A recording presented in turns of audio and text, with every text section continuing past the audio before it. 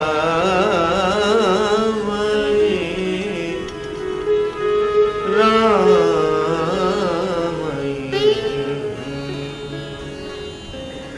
जी का भजन नहीं करने का जो फल है वही इन राक्षसों को मिलेगा। अब श्री हनुमान जी गए तो पहले तो फल खाए। अब राक्षस तो स्वभाव से आलसी। एक राक्षस ने देखो देखो देखो बंदर फल खाए जा रहा है, दूसरा बोला अरे बंदर दो चार फल खाएगा क्या है। हनुमान जी ने कहा ये तो आ ही नहीं रहे। तब दूसरा काम किया, तरु तोरे लागा। अब वृक्ष उखाड़ने शुरू की। किसी ने हनुमान जी से पूछा कि वृक्ष क्यों उखाड़ रहे हो? बोले जब यहां कोई फलाहार करता ही नहीं है तो वृक्ष लगे रहने की आवश्यकता क्या है। जब किसी को सत्संग करके जीवन का लाभ प्राप्त करना ही नहीं है तो उस आयोजन से क्या लाभ।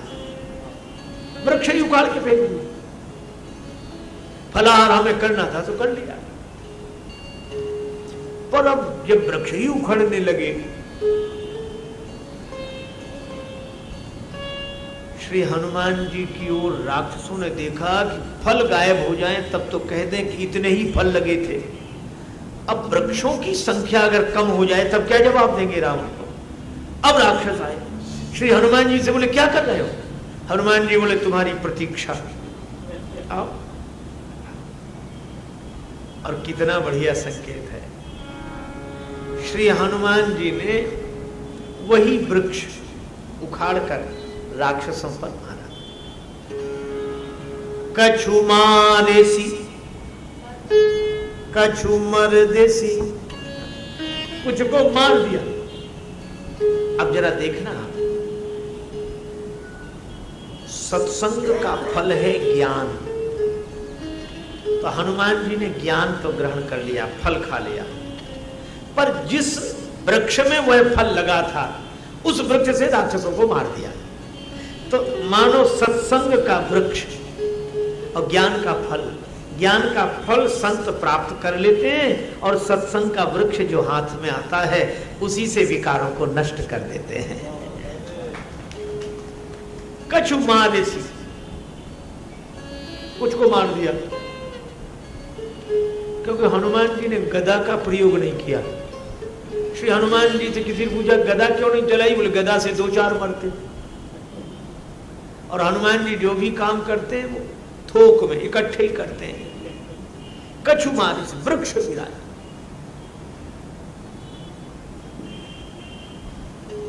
और कछु मर दिस, एक राक्षस को इस हाथ में पकड़ा, एक को इसमें, और बड़ा विशाल रूप बजरंगबली ने बना लिया, ऐसे रगड़ने लगे। कछु मर दिस। अब दूसरे राक्षस वो चिल्लाए बचाओ बचाओ, तो दूसरे राक्षस कहीं बचाए तो तब जब वहां तक पहुंचे, इतना विशाल रूप है। तो किसी ने कहा पांव पकड़ के बंदर को नीचे गिराओ। तो जो पांव पकड़ने के लिए आए तो कछु मिले सी धरी धूरी, उनको धूल में ही मिला दिया पांव से रगड़ कर। किसी ने तुलसीदास जी से कहा कि आपने संख्या नहीं लिखी, कुछ को मारा, कुछ को रगड़ दिया, कुछ को धूल में मिला दिया, संख्या लिखनी चाहिए थी। तुलसीदास जी बोले अरे मरने दो। कहा क्यों? बोले विकारों की गिनती करना ही मुश्किल है, विकारों की गणना नहीं की जा सकती। और दूसरे फिर ये राक्षस हैं, मरने दो, इनकी क्या गिनती करना। कौन से महापुरुष हैं जो इनकी पुण्य जयंती मनाई जाएगी तो रखा जाएगी, कितने मरे। गनई को पार निशाचर जाती, मन में कितनी बुराइयां आ सकती हैं, इनकी गणना नहीं की जा सकती। देख अमित आपन परिवार, ये विकारों का परिवार अमित है। कुछ बच गए, उन्होंने रावण को खबर दी। एक संत कह रहे थे कि जब कोई हाँफता हुआ और डरता हुआ जाएगा तो स्वाभाविक है कि उसकी श्वास तेजी से चलेगी, और जिसकी श्वास तेजी से चलेगी वो कोई बहुत बड़ा वाक्य नहीं बोल सकता, रुक रुक कर बोलेगा। तो ये रावण के पास जो राक्षस गए तो वे 2 अक्षर से बड़ा शब्द ही नहीं बोल पा रहे। नाथ 2 ही अक्षर, नाथ एक आवा कपि भारी। मानो नाथ कहकर फिर नाथ एक आवा कपि भारी। अब थोड़ा ठहराव आया श्वास में तो बोले सो अशोक। अब 3 अक्षर का शब्द, अशोक वाटिका उजारी। रावण ने कहा चिंता मत करो, अक्षय कुमार को भेजता हूं। पुनि पठे उते ही अक्षय कुमारा, पुनि पठे उते ही अक्षय कुमारा। चला संग ले सुभट अपारा।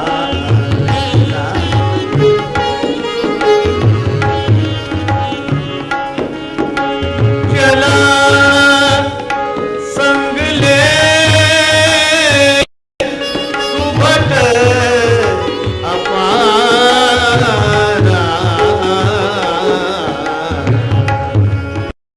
चला संग ले सुभट अपारा।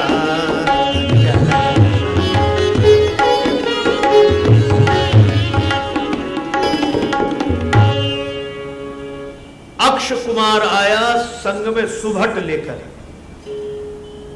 श्री तुलसीदास जी की किस किस विशेषता की ओर देखा जाए, ऐसा शब्द चयन। पहले कौन थे अशोक वाटिका में? रहे तहां बहु भट्ट, भट्ट थे। और अक्षय कुमार आया तो चला संगले सुभट। और बाद में वर्णन आता है कि अक्षय कुमार का जब हनुमान जी के द्वारा वध हो गया तो मेघनाद आया। और मेघनाद के संग कौन था? भट्ट नहीं, सुभट नहीं, रहे महाभट्टता के संगा। भट्ट, सुभट, महाभट्ट। लेकिन हनुमान जी ने सबको भट्टाभट्ट कर दिया, एक नहीं बचा। भट्ट, सुभट, महाभट्ट। और जितना बड़ा योद्धा उतनी आसानी से मारे। गह गए कपि मर्दई निज अंगा। महाभट्ट को ऐसे पकड़ा, रगड़ा, इतने में ही साफ। अतुलित बलधाम,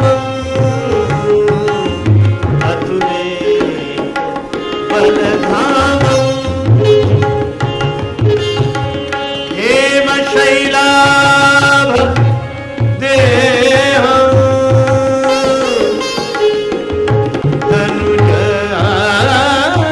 बन कृशाणु ज्ञाने नामक गण्यम्।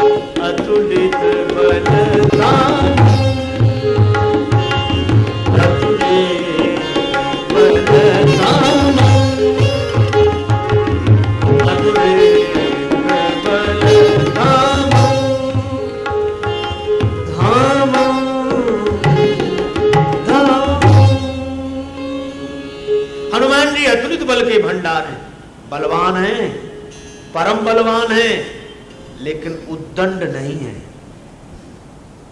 हमारे यहां बलवान के यश का वर्णन किया जाता है, उद्दंड का समर्थन नहीं होता।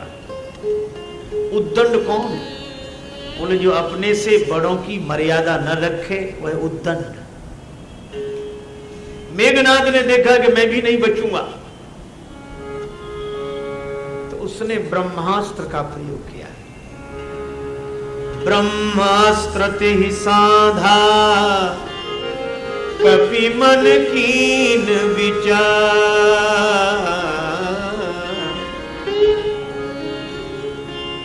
यह तो ब्रह्मा जी का शस्त्र है। और ब्रह्मा जी जगत पिता है। ब्रह्मा जी की मर्यादा रखनी चाहिए, वय का सम्मान करना चाहिए। महाराज मनु ने कहा अभिवादनशीलस्य नित्यं वृद्धोपि सेविनः चत्वारि तस्य वर्धन्ति आयुर्विद्या यशो बलम। जो प्राणी अभिवादनशील होकर अपने से बड़ों की मर्यादा रखता है, उनकी पद वंदना करता है, उसके जीवन में 4 चीजें बढ़ती हैं, आयु, विद्या, यश और बल। वय का सम्मान करना चाहिए।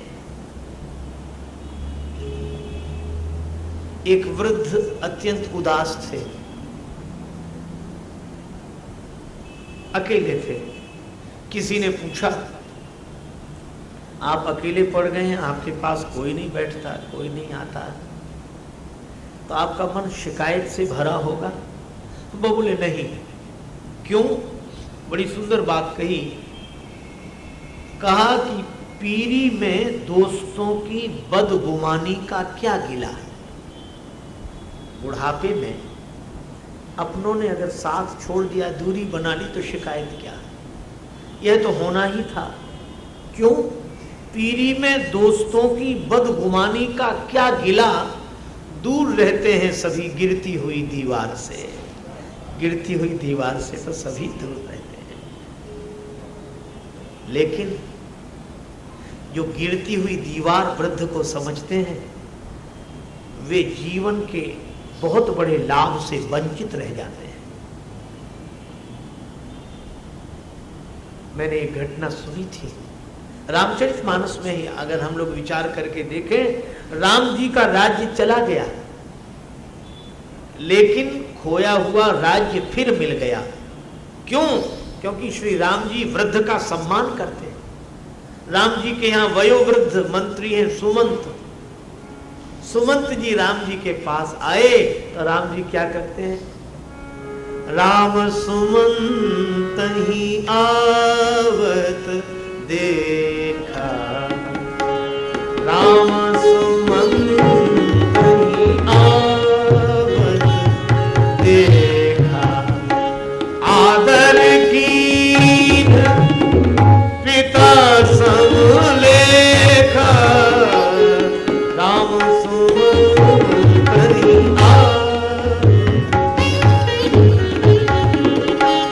राम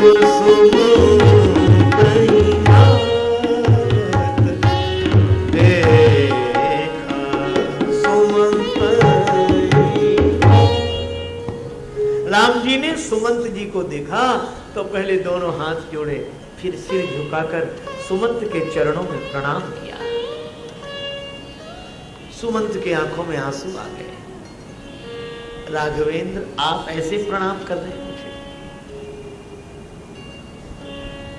मैं तो आपके राज्य का मंत्री हूं, आप राजकुमार हैं, पर इतनी श्रद्धा से सिर झुकाकर मेरे चरणों में प्रणाम किया। राम जी ने कहा, मंत्रीवर, आप यह बतावें, अगर पिताजी आपकी जगह यहां आते तो क्या मैं उन्हें ऐसे ही प्रणाम न करता? सुमंत जी बोले, अवश्य करना ही चाहिए, वे आपके पिता हैं। राम जी ने कहा कि मैं तो उनमें और आप में कोई फर्क नहीं देखता। आदर कीन पिता सम लेखा, आप मेरे लिए पिता के समान पूज्यनीय हैं। और ये केवल राम जी कहते नहीं, सुमंत के चरणों में सिर रखकर प्रणाम करते हैं। सुमंत के आंखों से आंसू और वाणी से आशीर्वाद के स्वर फूट पड़े। राम, तुम जैसे तुम ही हो, कैसी भी प्रतिकूल परिस्थिति आ जाए, तुम्हें राज्य के पास दौड़कर नहीं आना पड़ेगा, ये राज्य पद तुम्हारे पास दौड़कर आएगा, राज्य तुम्हें मिलेगा। यह राम जी का खोया हुआ राज्य मिल गया वृद्ध के आशीर्वाद से, वृद्ध का सम्मान करने से। और रावण की सोने की लंका जल गई वृद्ध का अपमान करने से। रावण के यहाँ भी एक वृद्ध है और मंत्री है। राम जी के यहाँ अगर सुमंत है तो रावण के यहाँ माल्यवंत है। और तुलसीदास जी लिखते हैं कि माल्यवंत बड़े बूढ़े हैं, एक होते बूढ़े, एक होते बड़े बूढ़े। माल्यवंत यते जरठ निसाय, माल्यवंत यते जरठ निसाय, रावण मात पिता प्रीवर माल्यवंत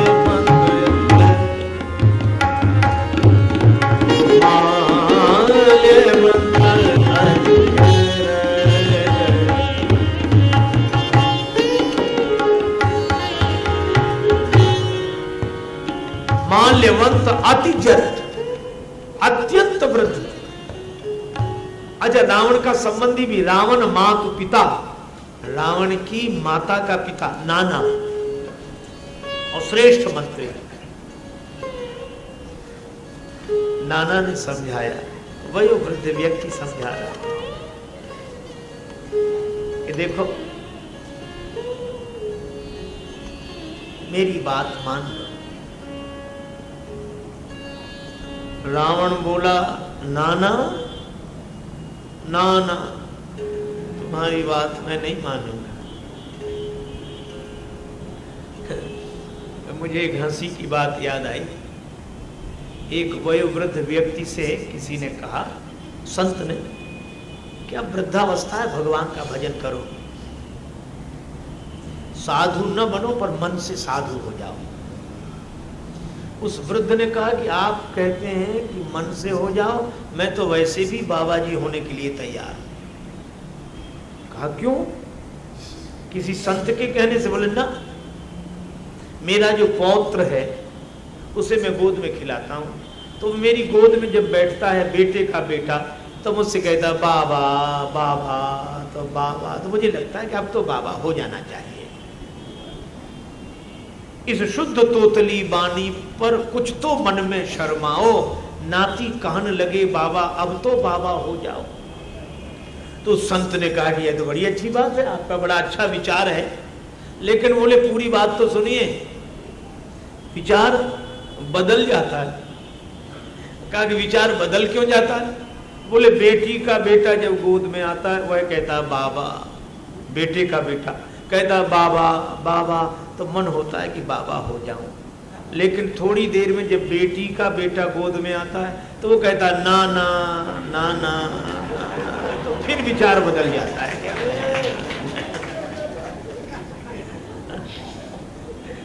रावण का भी नाना समझा कि मान गया, पर रावण केवल नाना करता तब भी बात समझ में आती। रावण क्या बोला? अपमानजनक शब्दों में उत्तर दिया। प्रणाम और हाथ जोड़ना तो दूर, कहा चुप हो जा, मेरी आंखों से दूर हो जा। माल्यवंत ने कहा कि वृद्ध का यही, वृद्ध के साथ यही व्यवहार तुम्हारा? रावण बोला लिहाज ही तो कर रहा हूं बुढ़ापे का, नहीं तो क्या करते? बोला बूढ़ भयऊ न तू मरते हूं तो ही, वो तो तू बूढ़ा हो गया, नहीं जान से मार डाला। अब जनी रिस उपजावसी मोही, वृद्ध का अपमान हुआ। माल्यवंत गृह गए बहोरी, माल्यवंत तो घर चला गया, लेकिन सोने की लंका भी आग में जलने से बची नहीं। मुझे लगता है मैंने सुना था किसी गांव में आग लगी, सभी भाग गए और दो जलने के लिए मजबूर थे, एक अंधा एक लंगड़ा। अंधा भाग तो सकता था पर उसे आग दिखती नहीं थी, लंगड़े को आग दिखती थी, वह भाग नहीं सकता था।